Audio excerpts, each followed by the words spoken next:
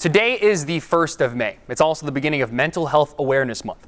I'd like to offer a trigger warning right now for talk of mental health and suicide if it applies to you.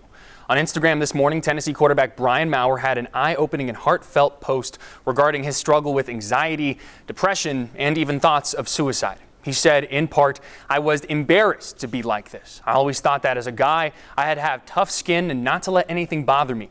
I thought I needed to stay strong for my family and that they couldn't see me down and that I was their shoulder to cry on." Now, he went on to say, on Wednesday, January 22nd, 2020, I planned to take my own life. I thought I lost my battle with depression and that my pain had come to an end. He added that he asked God for a sign, and 2 minutes later, his mom and baby nephew called to say they loved him.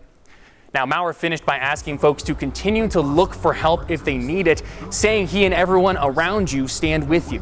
That's courageous words coming from a young man that just turned 19 this year. Now, he also encourages everyone to seek help and to speak up to share their stories. With that in mind, if you'll allow me, I'll get it started. I'll share mine. I've dealt with anxiety for the majority of my life.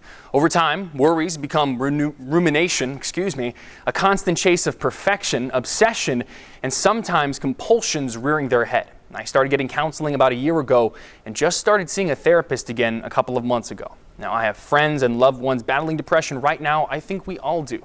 I've had to confront a loved one to prevent them from taking their own life. Now, there's a stigma behind mental health, and just like Maurer says, it's important to share your stories and your experiences. It's not a sign you're weak, it's a sign that you're human, and there is absolutely nothing wrong with that. For those of you looking for it, this is always a great resource, the Suicide Prevention Lifeline. Now, maybe give your loved ones a call tonight. Share your struggles and listen. Listening is always a good place to start.